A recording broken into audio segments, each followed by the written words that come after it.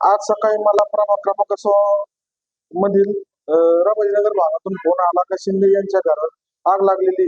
तर मी तात्काळ अग्निशामक विभागात पालिकेत संपर्क साधला असता विभागाच्या कर्मचाऱ्यांनी तात्काळ दखल घेत त्या ठिकाणी गाडी पाठवली. तर त्या ठिकाणी जायच्या अगोदरच तिथली रबाजीनगरच्या मधील आमच्या नागरिकांनी कार्यतत्पर अशी दखल घेत अग्निशामक विभागात पोहोचायच्या अगोदरच तिथील आग विझवण्यात त्यांना यश आलं होतं.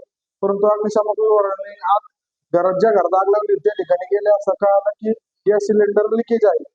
मला जाहीरपणे सांगावंशी वाटतं की रबाजीनगरच्या लोकांचं कौतुक करावं असं वाटतं की त्यांनी कार्यतत्परता दाखवून तिथील आग विझवली.